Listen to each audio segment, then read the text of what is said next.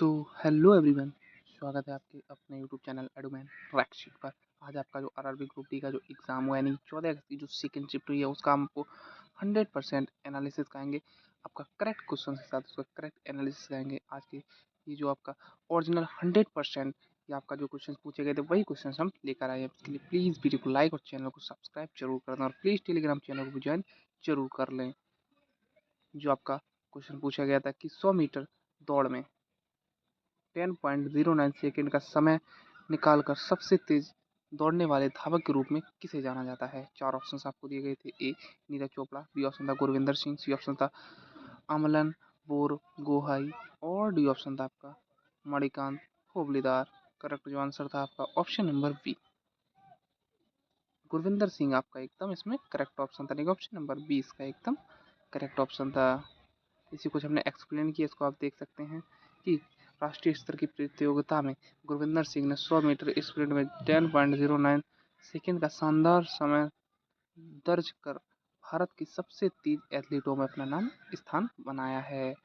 अगला जो आपका क्वेश्चन पूछा गया था, ये केवल वही क्वेश्चन है जो आपके इस शिफ्ट में पूछे गए हैं। क्वेश्चन है आपका कि अंतर्राष्ट्रीय अंतरिक्षयान मिशन संचालन सम्मेलन का दूसरा संस्करण कहाँ आयोजित किया गया था। चार ऑप्शन थे आपके। A New Delhi, B option था बेंगलुरु, सी ऑप्शन था हैदराबाद और डी ऑप्शन था आपका श्रीहरिकोटा। करेक्ट जो आंसर था ऑप्शन नंबर बी, बेंगलुरु आपका एकदम करेक्ट आंसर था। ऑप्शन नंबर बी इसका सॉरी बी उसका एकदम करेक्ट आंसर था। इसको हमने एक्सप्लेन किया कि जो आपको SMOPS 2026 का आयोजन इसरो, ASI और IIA द्वारा संयुक्त रूप से बेंगलुरु में किया गया। इस सम्मेलन की थीम स्मार्ट और सतत अंतरिक्ष मिशन प्रबंध के लिए अभिनव संचालन अगली पीढ़ी थी। ये आपका एकदम करेक्ट आंसर था। अगला जो आपका क्वेश्चन पूछा गया था,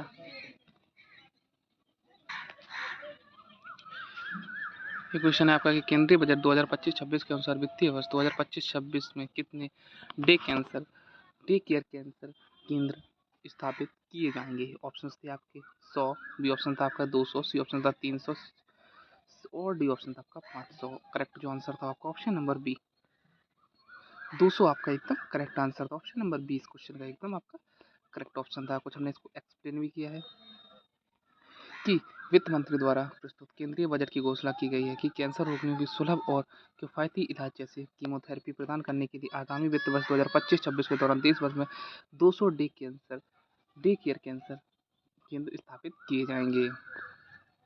अगला जो आपका क्वेश्चन पूछा गया था कि जब किसी धारावाही चालक के पास कंपास यानी जो आपका दिशा सूचक जो आपका यंत्र होता है कंपास को ले जाते हैं तो कंपास की सुई विचलन यानी विक्षेप क्यों करती है। ऑप्शन थे आपके विद्युत चुंबकीय कारण, विद्युत क्षेत्र के कारण, बी ऑप्शन था चुंबकीय क्षेत्र के कारण, सी ऑप्शन था आपका गुरुत्वाकर्षण बल के कारण और डी ऑप्शन था आपका उपयुक्त में से कोई नहीं। करेक्ट जो आंसर था ऑप्शन नंबर बी, चुंबकीय क्षेत्र के कारण एकदम इसका करेक्ट आंसर था। ये ड्यू टू मैग्नेटिक फील्ड इसका एकदम करेक्ट आंसर था। ड्यू टू मैग्नेटिक फील्ड, इसी को हमने एक्सप्लेन भी कर दिया कि चुंबकीय क्षेत्र के कारण जिसकी कि जब किसी चालक तार की विद्युत धारा प्रवाहित होती है तो उसमें ऑस्टेट के प्रयोग के अनुसार उसके चारों ओर चुंबकीय क्षेत्र मैग्नेटिक फील्ड उत्पन्न हो जाता है।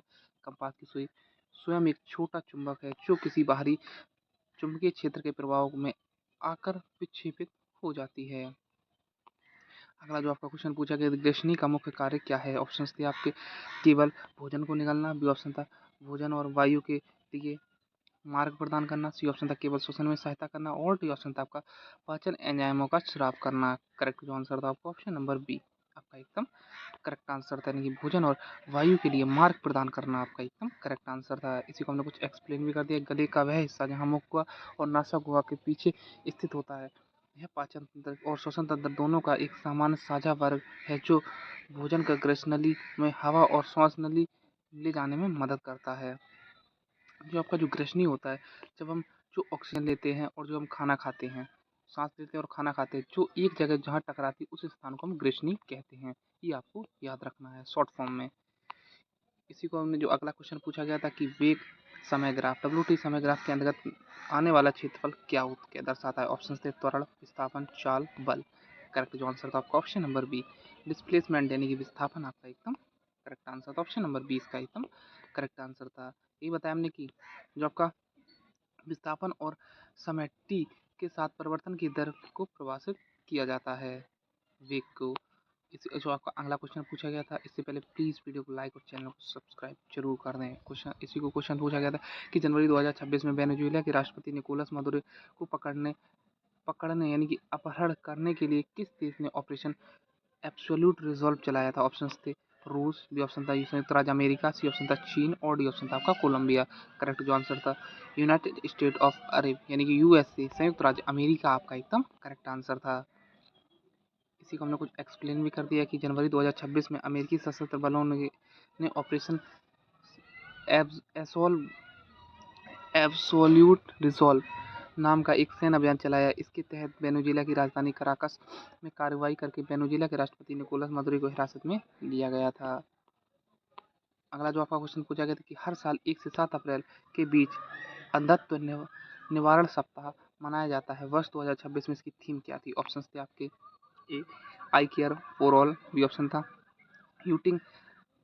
Uniting for a glaucoma free world, C option था आपका vision first sign for all और डी ऑप्शन था आपका healthy eyes bright future. Correct जो आंसर था आपका ऑप्शन नंबर बी, इसका एकदम करेक्ट आंसर था कि uniting for a glaucoma free world आपका एकदम करेक्ट आंसर था। कुछ हमने इसको एक्सप्लेन भी कर दिया कि वर्ष 2026 के अंधत्व निवारण सप्ताह की theme United for a glaucoma free world, जो आपका काला मोतिया मुक्त दुनिया के लिए एकजुट होना रखी इसकी थीम थी। इसका उद्देश्य आँखों को इस गंभीर बीमारी यानी ग्लूकोमा के प्रति जागरूकता फैलाना और दृष्टि हानि को रोकना है। अगला जो आपका क्वेश्चन पूछा गया था मई 2026 में एशियाई उत्पादक संगठन एपीओ की गवर्निंग बॉडी की 68वीं बैठक की मेजबानी किस देश ने की? ऑप्शंस थे ए जापान, बी ऑप्शन था भारत, सी ऑप्शन था इंडोनेशिया और डी ऑप्शन था आपका थाईलैंड। करेक्ट जो आंसर था आपका ऑप्शन नंबर बी यानी कि इंडिया आपका एकदम करेक्ट आंसर था। भारत इसका एकदम करेक्ट ऑप्शन आपका होगा।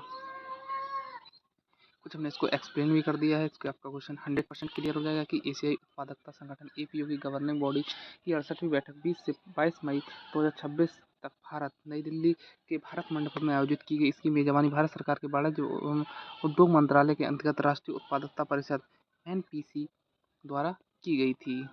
अगला जो आपका क्वेश्चन पूछा गया था कि मई 2026 ने घोषित नतीजों के अनुसार किस राजनीतिक दल में पहली बार पश्चिम बंगाल विधानसभा चुनाव जीता? ऑप्शंस थे आपके अखिल भारतीय तृणमूल कांग्रेस, बी ऑप्शन था भारतीय जनता पार्टी, सी ऑप्शन था आपका भारतीय राष्ट्रीय कांग्रेस और डी ऑप्शन था आपका भारतीय कम्युनिस्ट पार्टी। करेक्ट जो आंसर था आपका ऑप्शन नंबर बी बीजेपी, इसका एकदम correct answer. Bharatiya Janata party इसका एकदम करेक्ट आंसर था। इसको हमने एक्सप्लेन भी किया। मई 2026 में घोषित परिणामों के अनुसार बीजेपी भारतीय जनता पार्टी पश्चिम बंगाल विधानसभा चुनाव जीतकर राज्य में पहली बार अपनी सरकार में सफलता प्राप्त की। यह भी पूछा जा सकता है कि किसको हराया है? ममता बनर्जी जो पहले थी यहाँ पर उनको। जो अगला क्वेश्चन पूछा गया था कि 44U किसका आणविक द्रव्यमान होता है? 4 ऑप्शन थे आपके ए जल, बी ऑप्शन था कार्बन डाइऑक्साइड, सी ऑप्शन था नाइट्रोजन गैस और डी ऑप्शन था अमोनिया। इसमें जो आपका करेक्ट आंसर होगा ऑप्शन नंबर बी कार्बन डाई आपका इसका एकदम करेक्ट आंसर होगा। CO2 इसका एकदम करेक्ट आंसर होगा, क्योंकि कार्बन का जो आणविक द्रव्यमान होता है 12 होता है और जो आपका ऑक्सीजन का आणविक द्रव्यमान होता है 16 होता है, यानी कि O2 है तो यानी कि 16 गुणा 2 होगा तो 12 प्लस 32 इज इक्वल टू आपका होगा 44, यानी कि यही आपका एकदम करेक्ट आंसर है। CO2 आपका एकदम करेक्ट आंसर है। इसी को हमने एक्सप्लेन किया, इसको आप देख सकते हैं कि कार्बन का आणविक द्रव्यमान 12 16 होता है ऑक्सीजन का और CO2 यानी कि 12 O2 2 है तो 12 को 2 गुणा 16 यानी कि 32, 12 प्लस 32 होता है आपका 44। अगला जो आपका क्वेश्चन पूछा गया था कि सुई इंजेक्शन के द्वारा दवा किस मार्ग से देने पर वह सबसे तेजी से शरीर के सभी अंगों तक पहुंचती है? ऑप्शन थे आपके मांसपेशी में, बी ऑप्शन था नस शिरा में, सी ऑप्शन था आपका त्वचा के ठीक नीचे और डी ऑप्शन था त्वचा की परतों में। करेक्ट जो आंसर था ऑप्शन नंबर बी नसों में आपका एकदम करेक्ट आंसर था। इंट्रावीनस में देने में आपका एकदम करेक्ट आंसर था। ये आपको याद रखना है। कुछ हमने इसको एक्सप्लेन भी कर दिया कि इंट्रावीनस जो IV इंजेक्शन दवा का सीधे रक्त प्रवाह में पहुंचता है अन्य मार्गों की तरह, इसमें अवशोषण की आवश्यकता नहीं होती, जिससे 100% दवा तुरंत परिसंचरण तंत्र में पहुंचकर पूरे शरीर में तेजी से फैल जाती है।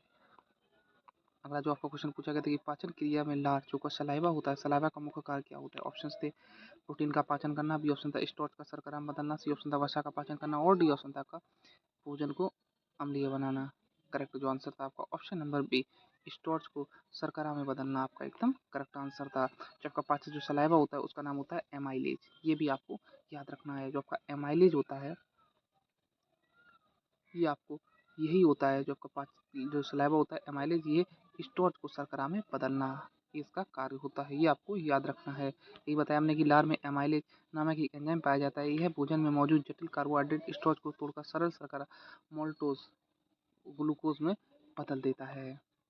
अगला जो आपका क्वेश्चन पूछा गया था कि झारखंड की वह कौन सी महान हस्ती हैं जिन्होंने 3 बार राज्य के मुख्यमंत्री के रूप में सेवा की और उन्हें सार्वजनिक मामलों में योगदान के लिए मरणोपंत पद्म भूषण से सम्मानित किया गया। ऑप्शन थे शिबू सोरेन, बी ऑप्शन था अर्जुन मुंडा, सी ऑप्शन था मधु कोंडा और डी ऑप्शन साइमन उर्राव।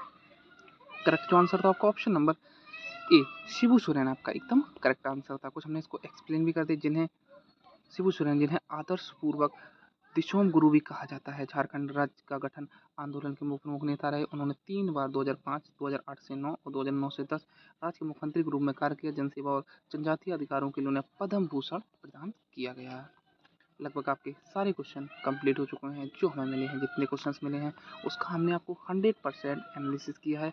अगर प्लीज़ वीडियो अच्छी लगे तो वीडियो को लाइक और चैनल को सब्सक्राइब जरूर कर दें। और इसका भी पार्ट 2 आना बाकी है, ये आपको याद रखना है। अगर इस पे व्यूज़ आते हैं अच्छे तो हम पार्ट 2 इसका लेकर आएंगे। अभी इसके कुछ क्वेश्चंस मिले हैं पार्ट 2 के लिए, तो इसका पार्ट 2 भी आ सकता है। इसके लिए प्लीज़ वीडियो को लाइक और चैनल को सब्सक्राइब जरूर कर दें। अगर आप इसका टेलीग्राम चैनल को भी ज्वाइन जरूर कर लें, वहाँ पर इसकी पूरी PDF आपको डलवा देंगे। इसके लिए लाइक और चैनल को सब्सक्राइब जरूर करें। Thank you.